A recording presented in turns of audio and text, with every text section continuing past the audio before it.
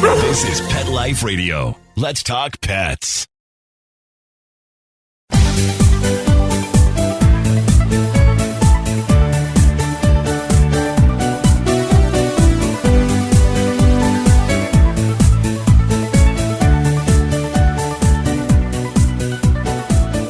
Welcome, pet lovers. Welcome to Best Bets for Pets. I'm your show host, Michelle Fern. You know, I love a cold drink or popsicle or something on a hot day. Wouldn't your pooch like the same? I think so, right? And there's a lot of stuff out in the market, but I don't know if all that stuff is good for you. My guest today has developed a product that is very transparent, good for your dog, and the perfect thing to cool your pooch down on a hot day. We'll be right back. Take a bite out of your competition. Advertise your business with an ad in Pet Life Radio podcasts and radio shows. There is no other pet-related media that is as large and reaches more pet parents and pet lovers than Pet Life Radio. With over 7 million monthly listeners, Pet Life Radio podcasts are available on all major podcast platforms, and our live radio stream goes out to over 250 million subscribers on iHeartRadio, Odyssey, TuneIn, Stitcher, and other streaming apps. For more information on how you can advertise on the #1 pet podcast and radio network, visit PetLifeRadio.com/advertise today. Let's Talk Pets on PetLifeRadio.com.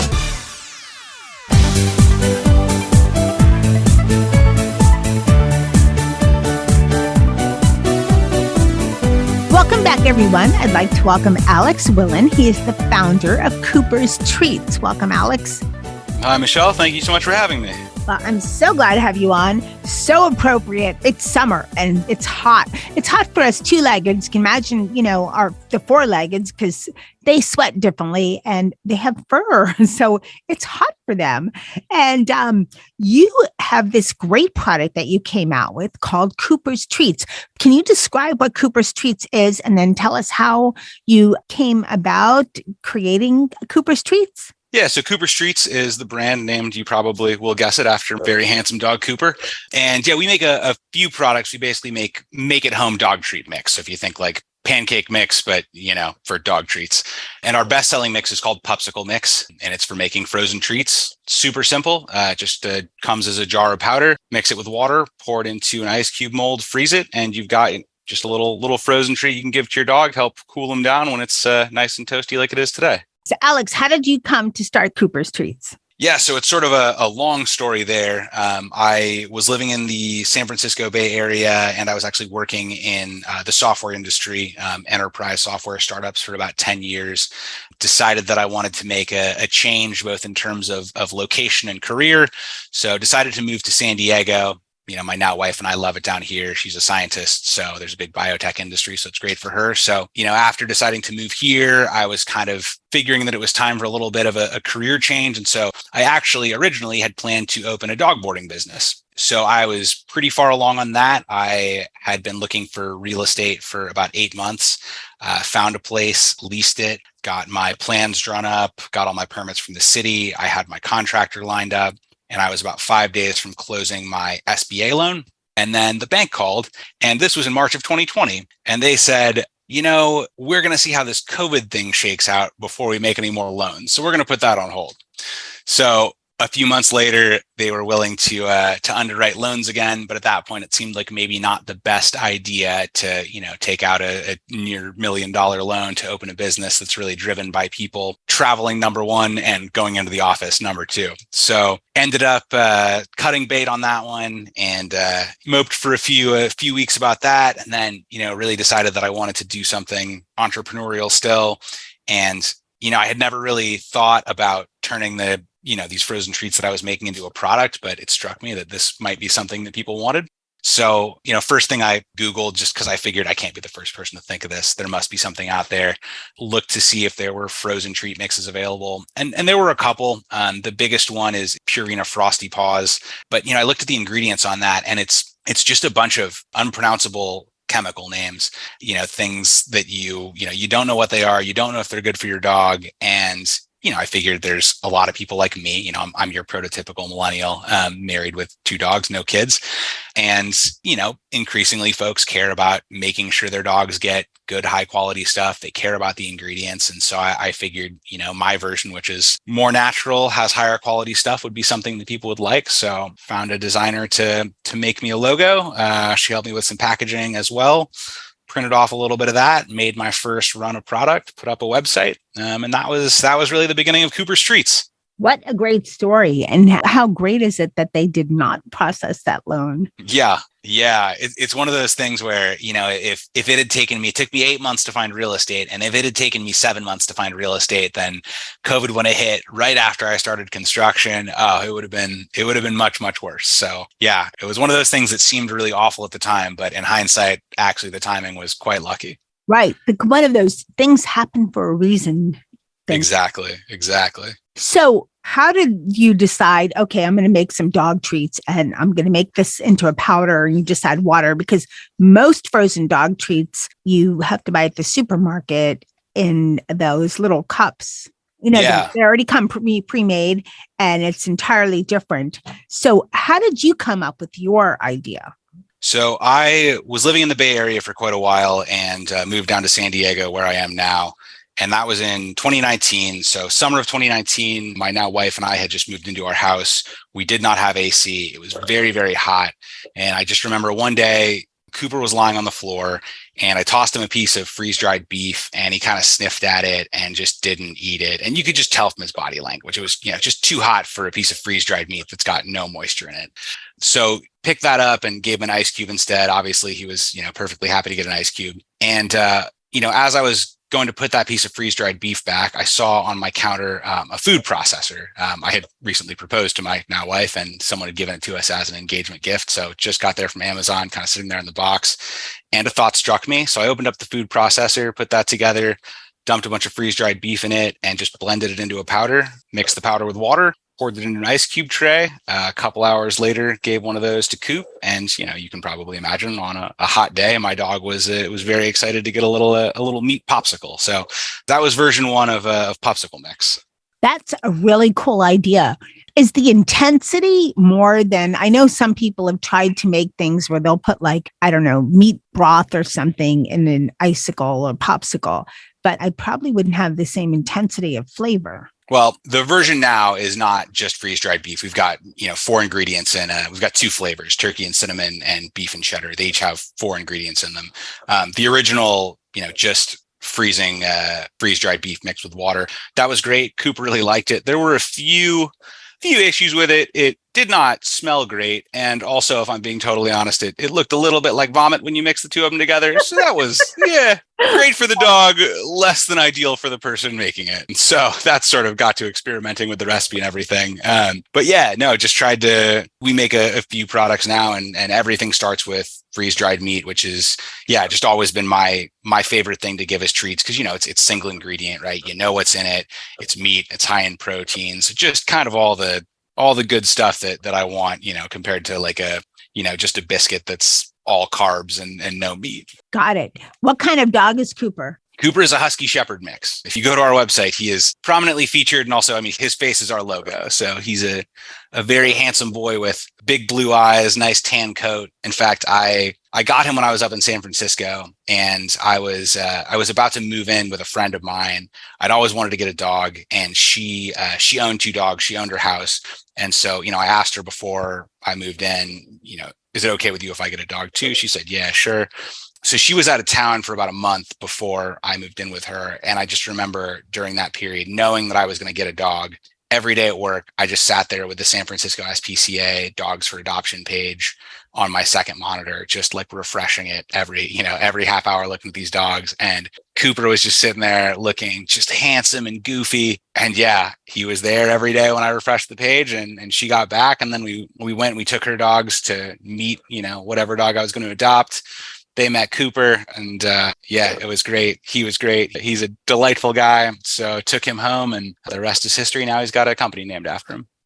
Yeah, I saw your website, but I'm trying to remember the pictures. I just looked at it a while ago, but there's 2 dogs there and they're both kind of cute. Yeah. So then my wife and I, after COVID hit, we got our pandemic dog who is having her post-lunch nap next to me. And yeah, her name is Maple. She is a golden retriever. She is totally nuts, but very, very adorable. So yeah, they keep us occupied. They do. So Cooper, you adopted, and he's a larger dog. And he was how old when you adopted him from the rescue? That's a funny story. They told me he was 2 when I adopted him. And bear in mind, he was my first dog. And I knew, I had a job. And so wanted to make sure that I got an adult dog. And 2 is the minimum age of dog that I was going to get. So he hit that cutoff. I took him home. The first time I left him at home for like 30 minutes by himself, he chewed through my door frame, tore down my blinds, dug up the wood floors. It was a solid, $1,000+ of property damage immediately. Yeah. So San Francisco SPCA, they give you your first vet visit for free if you adopt a dog from them. So I took him in and I said to the vet, I could use some help with it. And, I filled out basic information form about him, and under age I put 2. And I remember the vet looked at that and then looked at me and said, you put that he's 2. And I was like, yeah, I don't know why you're saying it like that. That's what you guys told me. She goes, yeah, he's 1 tops. So was not prepared for that, but they were great. Thankfully, by that point it had been, I think 3 or 4 days, but I was far too attached to give this dog back. Would have done whatever I had to do to keep him. So they were great. They set me up with their veterinary behavior specialist. She helped me out, got into some training and worked with them quite a bit. Thankfully had a flexible job. They let me work from home a bit more regularly while he was adjusting. And now he is a good, well-mannered dog, but he was a handful to say the least when I first got him. They always are. Yeah, true. My first one was a wild girl. She did the same thing, chewing through, comforters where the fuzz would come out in the middle of the night, and the floor and the wood sill and the windowsill and everything. And bitter apple and whatever hot sauce, they tell you try different things. They didn't work. Nothing worked. I know what you mean. She can have bubbles coming out of her mouth. It doesn't matter. And to wake up, it wasn't a comforter. It wasn't down, because I don't like that. It was like fake down, but you wake up and it's like snowing, and dog just chewed through. Oh, okay. Well, how many? It's just, goes with territory. But though my last one, and he just passed during the pandemic, unfortunately. Oh, I'm sorry. Thank you. He was like an angel boy, and somebody had adopted him and returned him. And I know what you mean about the intensity one to adopt, because my girl passed and I was heartbroken. And the whole week I was looking. And I actually got him right before Hurricane Wilma down here in 2005. So our first night together was the hurricane. And I didn't name him Fred. I named him Zeus. So it's a good name. I like it. Better than Fred. Well, there's a lot of great Freds out there, but it just didn't fit. But he was returned, and he was little, so I could tell he was like 3 months or 4 months. But he was returned. Someone adopted and returned him. So how lucky did I get? And kudos to you for going for a 2-year-old and up, because a lot of people just say, okay, I just want a puppy. And the older dogs, even at 2, just get left. And also larger dogs are harder for them to adopt. Yeah, I like the 2-year-old dogs. You got a pretty good idea what you're going with. We got Maple when she was about 1 as well, and knew what we were getting into with her. We adopted her from a rescue down here that I volunteer with. And so had some idea of the crazy going on behind her eyes, but she had been returned by an adopter. She was picked up as a stray in LA County, and then returned, and the rescue I volunteered with picked her up. But I spoke to the woman who had adopted her before, and she said she had an older boxer who just could not handle being around Maple. So that one I can understand. An old dog, Maple would be a little much to hang around an old dog. So luckily Cooper is great with her, very tolerant of her nonsense, and still has plenty of energy to, tire each other out. That's the best. And, it's like they have a mate or something. Well, yeah. We're going to take a short break, and then we're going to talk more about Cooper's treats. We'll be right back. Molly, here's your dinner. Zeus, that's not your food. Don't let that happen to your precious cat. Elevate your cat's eating experience with the Cat Tree Tray. The Cat Tree Tray keeps your cat's food off the floor and conveniently located on the cat tree. It's the perfect way to eat. It's a beautiful wrought iron tray that easily attaches to your cat tree and keeps dogs and other critters out of your cat's dish. A must for multi-pet households. There's a 6-inch tray for large bowls and a 4-inch tray for smaller bowls. Purchase your cat tree tray today. Go right now to cattreetray.com. That's cattreetray.com. cattreetray.com. Let's talk pets Let's talk pets on Pet Life Radio. Pet Life Radio. PetLifeRadio.com.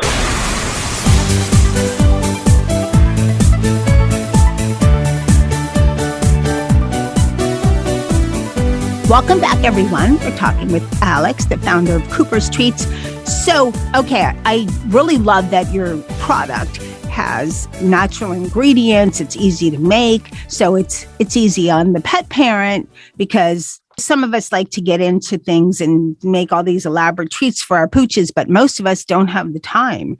So it's just like, 5 minutes to prepare? And you also have a baking biscuit product. How long does that take? And how is that made? The frozen one, yeah. I mean, you're exactly right. It's really easy. Mix with water, pour in an ice cube mold. It's not like baking. You don't have to turn the oven on. You don't have to get the ratios right. You add a little too much water, a little too much mix. Your dog's not going to care. They're going to love it anyway. And then, the mold is dishwasher safe. So super quick to clean up. Some of our customers tell us that they love to make it with their young children because they get to make something and then they get to give it to the dog, and that makes them really happy. And it's sort of fast enough and easy enough that it can hold a young child's attention span. Works really well if you've got kids.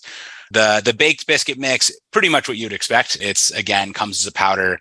Everything's in there except water. So all you have to do is mix with water and then just roll it out just roll out the dough and then make cookies out of it. Our baked biscuit starter kit comes with some bone-shaped cookie cutters that are cute, but you don't even really need to use those. You can just kind of roll it into a ball and flatten it, or use a little top of a glass to cut cookies out, and then just bake for 40 minutes and you've got fresh baked treats. I will say, though, the one thing about that I was concerned with when I was developing it was that having a bunch of freeze-dried meat in your oven at 400 degrees would make your house smell very strange. Thankfully, I can tell you that it does not. The turkey and cinnamon smells pretty good, and the beef and cheddar smells okay, like normal baking things. Not like you got a bunch of freeze-dried beef and cheddar cheese powder in your oven. That's pretty cool. How did you come up with the flavors? I just, I started with the freeze-dried meat. I had a few around the house, but, beef and turkey are pretty common and my dogs love both of them. So those were kind of the two starting points. And then it was really just a process of trial and error and testing on Cooper. I ordered just a lot of different powdered stuff, powdered fruits, powdered vegetables, the whole wheat flour, cheddar cheese powder, just kind of mix things together in different combinations, really looking for, number one, does Cooper love it? Obviously, that's the most important thing. But then also, what's the texture like? Does it smell too funny? Also, is it pleasant for the human to have? And then, obviously making sure that whatever I put in it is good quality, natural stuff, good nutritional profile for your dog. So it's a high quality treat. So yeah, it was really just a few weeks there in the summer of waking up every day, mixing some different stuff together, freezing it, and seeing how Cooper felt about it. It's interesting that you said powdered. I would never think that cheddar cheese comes in a powder. And there are powdered things and there's formats, and you can molecularly create and change, how, what things are made of. It sounds like you're almost like it's space food, right? Isn't a lot of space food powdered and they have to mix it together? I think, I remember the old astronaut ice cream, and I'm pretty sure that is just freeze-dried ice cream. They could just grind it up, right, into a powder. Yeah, exactly. And I think that's, so yeah, we've got a lot of different fruit and vegetable powders lying around the house. And I believe the vast majority of them are made by just freeze drying the fruit of the vegetable and then, grinding it into a powder. Wait, so you just have this powder hanging around? You just order different powders all the time, or for you, or just when you were testing? Oh, no, when I was testing. Maybe there's a thing with, we're in the trendy state, so. Yeah, no, we've got all kinds of, you can get powdered pretty much any fruit or vegetable you want on Amazon. I've got spinach powder and kale powder. And then you got, the spirulina, thinking of green colors. I don't know why, but yeah, apple powder, any fruit, any vegetable is pretty readily available if you search for it. Anything on the internet. Okay, we talked about preparing for your dog. What about for your cat? I have 5. I've tried it on Nicky. He loved it. He was crazy. He went crazy, and he's an older Havanese dog, and he just loved it. So thank you for the sample. Good. I didn't let my cats have it yet. You think it would be fine for them? I will preface this by saying I am in no way an expert when it comes to anything cat related, but I actually have had a few customers who have both dogs and cats who have given it to both and told me their cats love it too. So there is some market research that says cats will love it. Okay, that's good. Well, my cats will sometimes eat the dog's food, and one cat is even bigger than the dog. So there you go. Okay. Yeah, he's the minority in the house. What about health benefits? As far as you gave it to your dog on a hot day, I know I'm stretching it with this question, but I'm just wondering, are there any health benefits? Does it cool your dog down, or, it's really just a cool treat? Do they feel more comfortable, you think, just from the treat, or it's just, another treat to them? I mean, yeah, there's a reason that on that first day, Cooper would not eat a piece of freeze-dried meat, but was happy to eat an ice cube and a frozen treat. So I think definitely, it's much like you, right? If you're really hot, you don't necessarily want to have a cup of hot coffee, but an iced coffee brings your temperature down, makes you feel a little better. So I certainly think the same applies. But, really in terms of health benefits, I mean, I think the key thing is really just that these are really, really high in protein compared to, a lot of store-bought treats. And obviously, protein, good for dogs, the stuff they really need. So I think that's the biggest thing from a health perspective. Yeah, I agree. What about, this is kind of out of left field, but you know how we get brain freeze? Does that happen to dogs? Can you give them too many of the treats? That is a great question. I wish they could tell me, I'm looking at Maple right now, whether she had brain freeze or not, she would keep eating until you stopped giving them to her. So I don't know. I have not the foggiest idea. They say you put your tongue to the roof of your mouth to get rid of it. So it's not like dogs could probably do that. It's not like you tell them, hey, you could do this. And it's only fleeting, but just wondering about that one. And is there any recommended limit to the treats? I mean, obviously you're not going to make a whole jar and give them 40 or something, but is there a limit? Yeah, there's a recommended number. I don't recall exactly what it is. There's a recommended number on the website, and I believe it's printed on the jar. But yeah, I mean, for a bigger dog, a few Pupsicles a day. For a smaller, very small dog, one Pupsicle a day. They're pretty normal in terms of treats. Calorie wise, a Pupsicle made using one of the ice cube molds that comes with our Pupsicle starter kit is about 20 calories. So that kind of gives you a good idea of how much to give your dog. Okay, nothing crazy, but I guess the reason you'd want to limit it too is because they're high in protein. You don't want to give your dog a crazy number, like 30 or something, because of, high protein amount in the treats. Yeah, no, I usually just treat them as normal treats. And yeah, the one thing that I do like, so we have a few things that we sell that are kind of accessories to go with the Pupsicle mix. So for one, we have a lick mat. And so that's just like a circular flat silicone mat with kind of grooves in it. And so the intent for that is that you mix the Pupsicle mix with water, pour it directly into the lick mat, and then just freeze that whole. And so, it takes your dog kind of licks it straight out of the lick mat. It takes them longer instead of just chomping on the Pupsicle and being done with it immediately. And then similarly, if you take a Pupsicle and then put it into a Kong, that works well, lasts longer. We sell a little rubber soda can looking toy that does the same thing. It's got a little chamber in it, so you can put a Pupsicle in there. So kind of accessories like that that you put the Pupsicle into just to avoid it going down in one bite, I think are good. Give your dog a little mental stimulation and make them last longer. As you were describing, and I saw the mat on your site, as you were talking about it, I thought, oh, this would be a great idea because I live in a warm climate and I washed my dog outside and he hated it. But this would be such a great incentive, if you're grooming your dog outside, and dogs, they don't always like it. If you're, just using your Furminator or one of those to get rid of the extra hair, or you're washing, just giving them a bath. Most dogs hate it, but then you give them a Pupsicle and they'll eventually think it's not a bad deal. Yeah, I hate getting a bath, but then I get a Pupsicle. So how happy am I, right? That's funny. I hadn't thought of that. Cooper hates baths. He is just an inveterate coward. As soon as the hose comes out, he just slinks off into another room somewhere. I have not tried pulling out the lick mat and having him use that. You would think that I would do that. I'm going to try that next bath. That's an excellent idea. Yeah, I just thought of it. I don't have a Zeus anymore, but if I had, I think it's a good idea. What about customer stories? Any interesting customer stories you could share? Thankfully, or I don't know, thankfully, but nothing too crazy on the customer front. The only thing that has come up a few times is folks have emailed me to either ask me if after the treats are frozen, you have to keep storing them in the freezer. Or a few times folks have emailed me and said, I froze the treats and then I took them out of the freezer and I put them in a bowl to sit on my counter to store them and they melted. You didn't tell me that would happen. Oh my God. Are you kidding me? More than once. Not too many, thankfully, but it has happened more times than I would have expected. I think people are, you think people are pretty smart. And yes, it's frozen. What do you think frozen means? Unless you live in Alaska or it's snowing outside, you're going to have to keep it inside the freezer. That's the craziest thing. I didn't think that I had to put that on the instructions, but there you go. No comment. Yeah. Okay.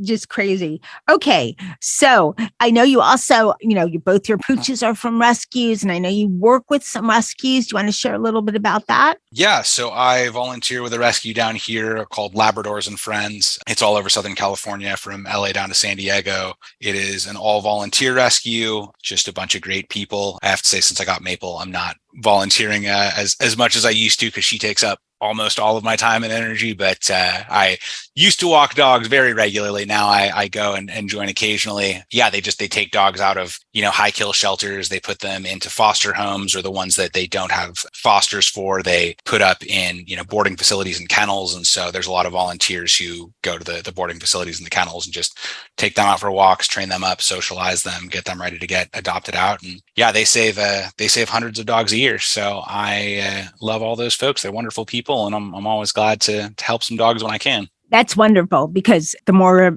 fur babes we can save, with dogs, it's hard because, cats multiply a lot. So there's that challenge there with strays. But with dogs, people don't always realize what they're getting into. And I'm glad you volunteer with the rescue that takes them from high kill shelters, because it's just, I'd love to see a world one day where there's no dogs are euthanized, no pets. Yeah.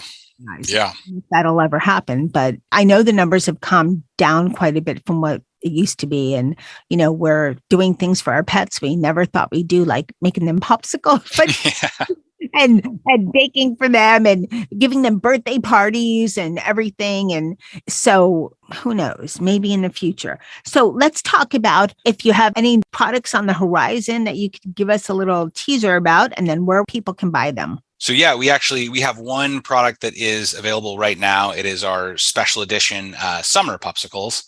So it's called the All Palmerican Summer Box is our current special, limited edition product. So it's like our Pupsicle starter kit, comes with 2 flavors of Pupsicle mix, as well as this has a nice, cute little star-shaped silicone mold to make your Pupsicles with. The 2 flavors are chicken apple sausage, which is nice and red, and then blueberry beef, which is blue. And I know it sounds weird, but trust me, dogs love it. So you get some cute, red and blue colored Pupsicles. And then, because of course I love giving back and love helping dogs, we're giving 5% of all the proceeds from the All Palmerican Summer Box to Labradors and Friends. So if you buy some special festive Pupsicles, you can help some dogs as well. Okay. And where can people buy them? So our website is coopersdogtreats.com. We are also available on Amazon. We do, of course, love it if you come buy from our website. And regular Pupsicle mix is available on Amazon and our site. The special edition summer box is only available on the website. So coopersdogtreats.com. At this point, I want to say thank you so much for coming on Best Bets for Pets.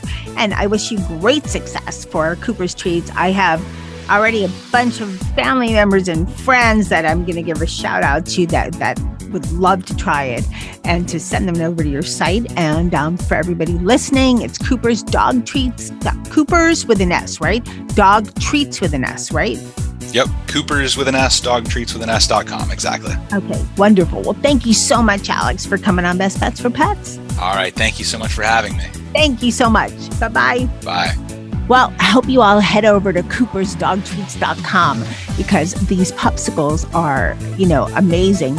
Not only did Nikki like them, the cats did too. I just wasn't sure if I was supposed to give it to the cats, but my cats, they think they're dogs sometimes. I mean, I know they're not, but hey.